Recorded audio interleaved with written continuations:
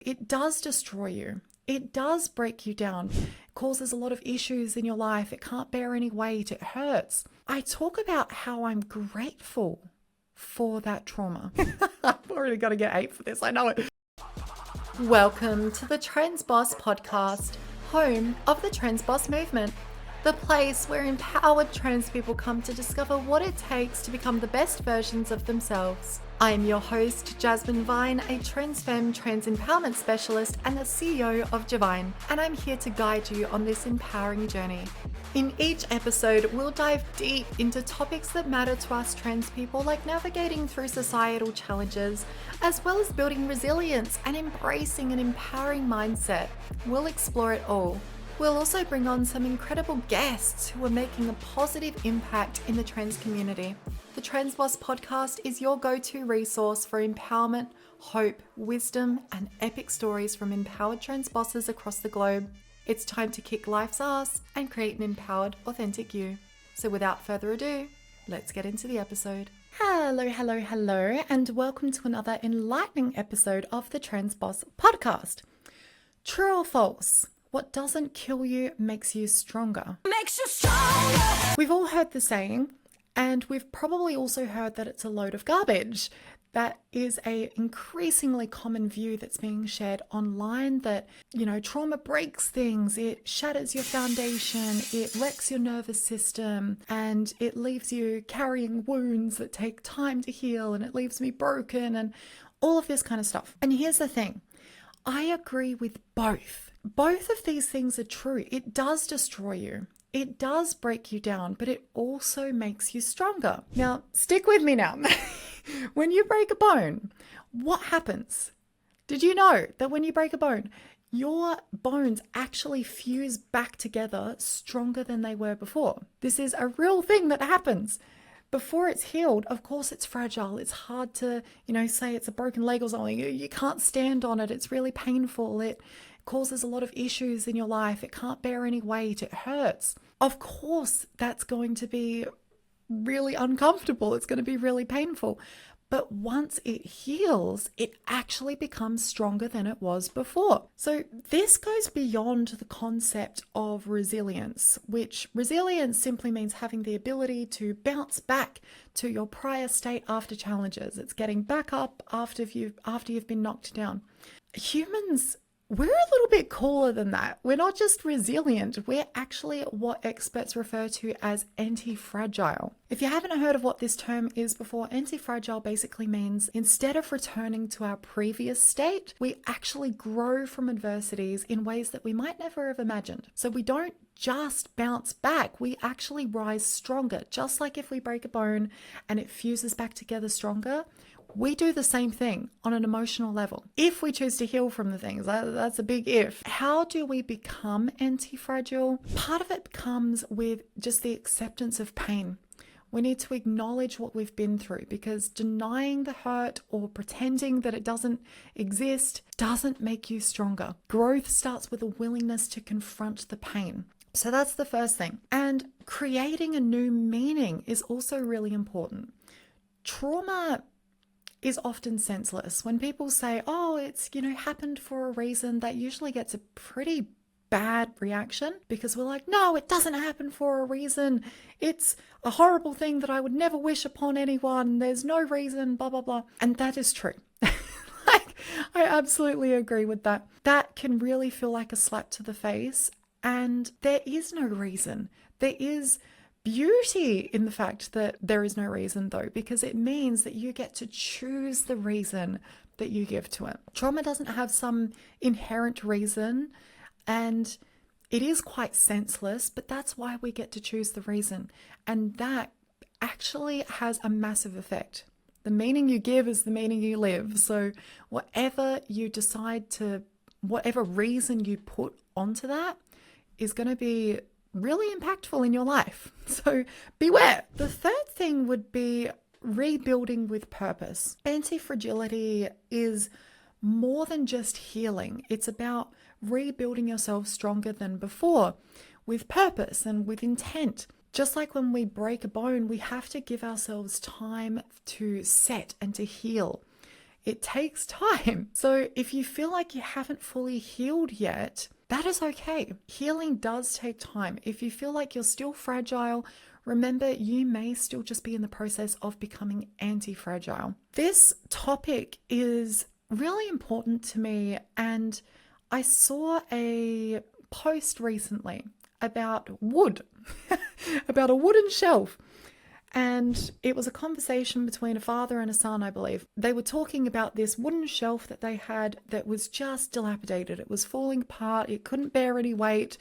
Just like this. If you put something on it, it just sinks and is like, it's going to break any moment. The son said that's what trauma does to us. That's what trauma does to us. It breaks us down so that we can't hold any weight and all of that. The father set out to fix the shelf. And so he got this special wood glue and, put it all together and put the wood glue on it. And what that glue actually did was made it stronger than it was before. This is apparently the purpose of the glue. I don't know. I'm not a handy person. Go talk to Mercury Stardust. I don't know nothing about this. That is such a great metaphor for how we heal and how we become stronger through adversity if we do the work to heal. If we do the work, if we put that wood glue on, which for the purposes of this is therapy, it's being willing to confront that pain, it's looking at the meanings you're assigning to things, the stories that you're telling yourself. All of these things are things that you need to do. That's the wood glue. When you put that on, you will become stronger. If you avoid it, if you push it down, if you ignore your emotions, if you suppress them, that process isn't going to happen.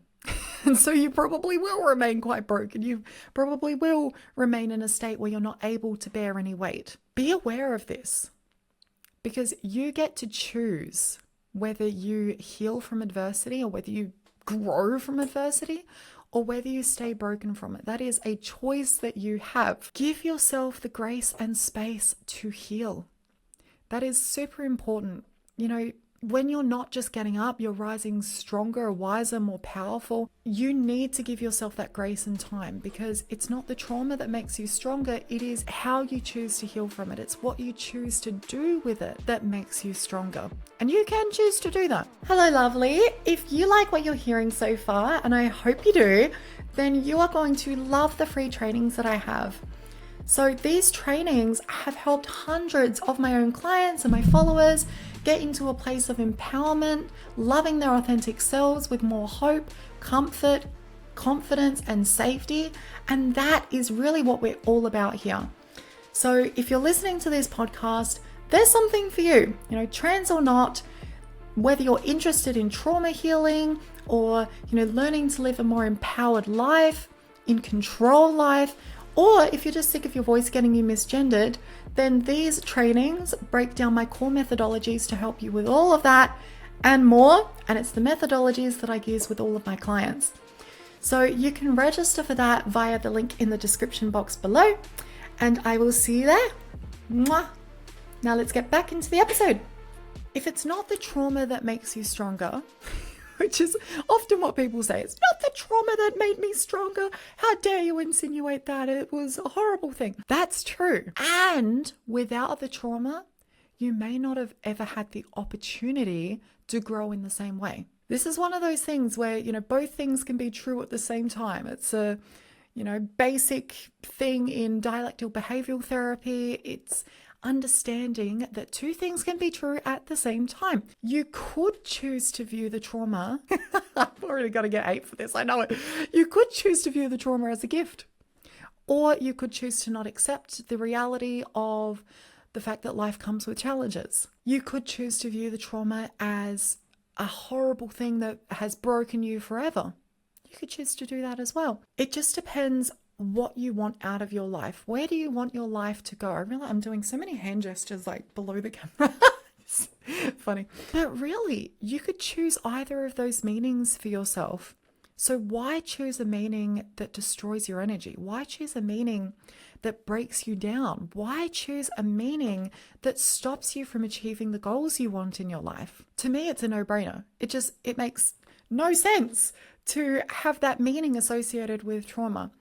I always talk about certain traumas in my life, like the bullying that I experienced from kindergarten up until I dropped out of school at 17. I talk about how I'm grateful for that trauma. Am I grateful that I had to experience it? No. Do I think it's a wonderful thing that, oh yeah, everyone should experience this? Hell no. Would I want anyone else to experience it? Absolutely not. I'd rather they get their lessons a different way.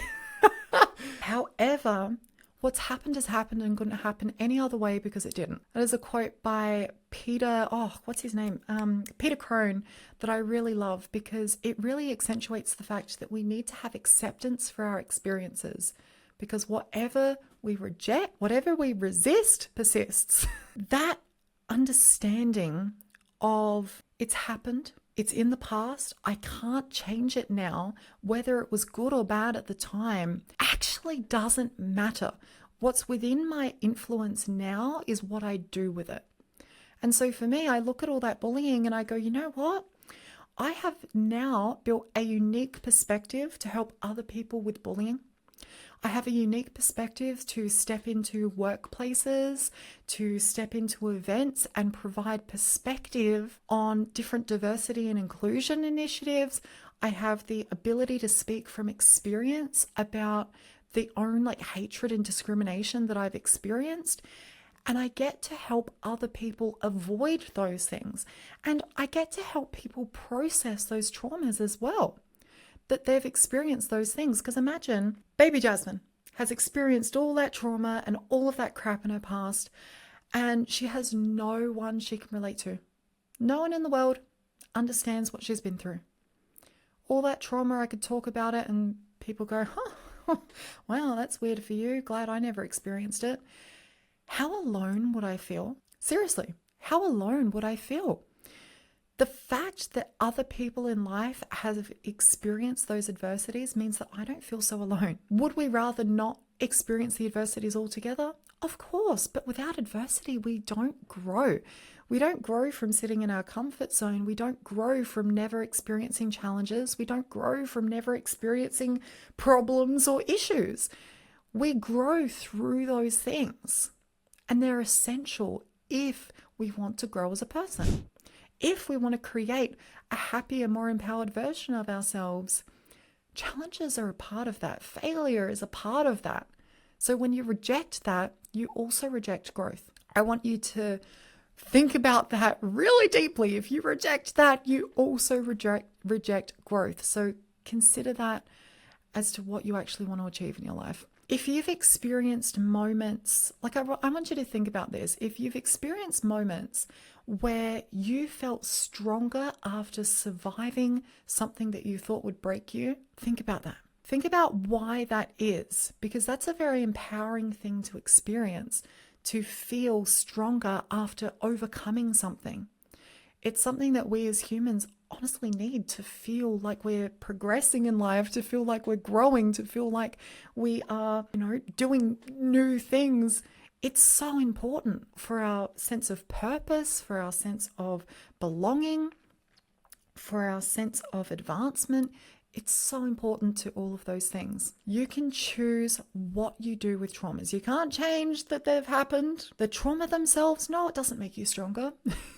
Your reaction to it makes you stronger. What you do with it makes you stronger. And you can choose to have traumas mean that you're broken beyond repair and can never, I'll never recover from this. Or you can choose to use those traumas in the best way that you know how to enhance your life, to enhance the life of others, to enhance the diversity and inclusion within a company. Use those things to better your life. Because if you don't, well then they are just senseless traumas, aren't they? You choose. So that is all from me for this one. I want to thank you for watching, and remember, you are loved and you have the ability to create a more empowered, happier future version of you. So go out there and do it. Until next time, thank you for watching and bye-bye. Thanks for tuning in to this episode of the Trans Boss Podcast. If you support the Trans Boss movement, it would help immensely if you could leave a review on your favorite podcasting app, follow us, and share your biggest takeaway from this episode on social media. Don't forget to tag me at jasmine.vinee on Instagram because I would love to see it. Now get out there, do the things, and take the next step into that empowered life you deserve. See you next time.